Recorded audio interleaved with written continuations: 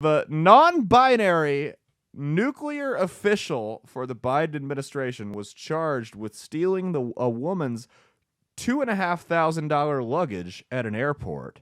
We'll go ahead and play you a video of this guy here so you can kind of see what we're dealing with here. This is from it was a clip from the Tucker Carlson show. Oneself isn't necessarily hindered, but is rather celebrated. I'm a gender fluid individual who walks the halls of Congress. Talk about the power of being free every day to hear my stilettos click on those marble floors and yet know that I deserve to be in that room just as much as anybody else. So that is the Deputy Assistant Secretary for Spent Fuel and Waste Disposition at the Department of Energy's Office of Nuclear Energy for the Biden administration. Last week, he was charged with felony theft after allegedly snatching a suitcase reportedly worth $2.3 thousand from a baggage claim at the Minneapolis St. Paul airport. Brinton, who uses they/them pronouns, was captured on surveillance video grabbing the luggage and removing its ID tag identifying the owner. Well, yeah, look at him. He needed something new to wear. It's a beautiful man. He needed something new to wear. Do you think the shaved head, do you think that's shaved, or is he just bald? Or is he going through chemo? It's a good thing he's not in Canada. They just say, hey, go die. Go die. Brinton initially denied stealing it to police officers, but later claimed that he took it by mistake and still had it in possession.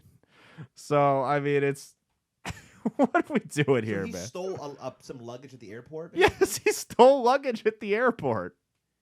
And they caught him on camera ripping off the tag. Yes. Did his luggage look like the luggage? Like, I mean, I guess I would have been a mistake. I'm gonna be honest with you. I've never been close enough to this guy to see what his luggage looks like, so I couldn't tell you. My thing is, I could see that being a legitimate mistake, but I could also see that, like, if they charged him with the crime, because that could happen. I mean, you at the airport, the conveyor belt's coming around. You know, even at the airport, you pick out your luggage. You know what I mean? Yeah.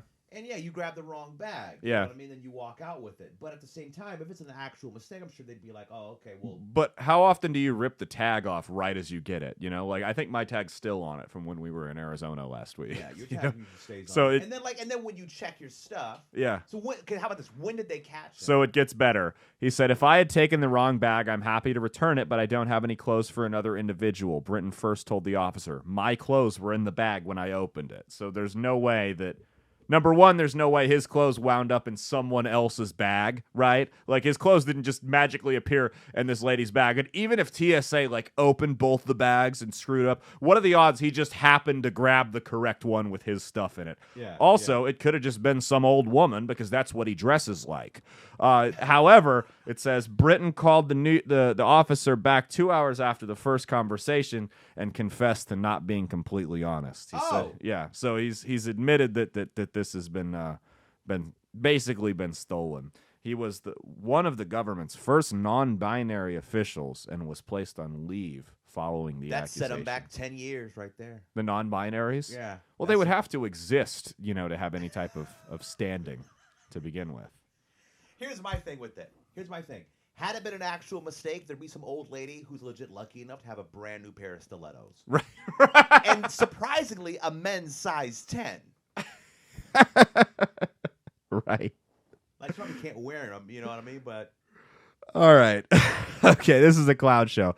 All right. Like, guys, remember, we're laughing our way through the end of days here. This has been a laid-back episode. The last couple were serious, so I'm glad we could have a little bit of fun here. Isn't it nice to have fun on this show sometimes? Hey, thanks for watching. If you liked what you saw, be sure to click the link in the description to get the full episode on Rumble. If you prefer to listen along, you could actually get us on Spotify, Spreaker, and iHeartRadio. You can also go to www.outlawstreamers.com to learn more about not just my show, but tons of other great shows and all the exciting projects they have coming up. Follow my socials at Caleb Isn't Funny on Twitter and Instagram, at Caleb Salvatore Comedy on the Chinese spy app that is TikTok, and be sure to like and subscribe to this YouTube channel. Thanks, and we'll see you every Saturday for brand new episodes of That's Based. Peace.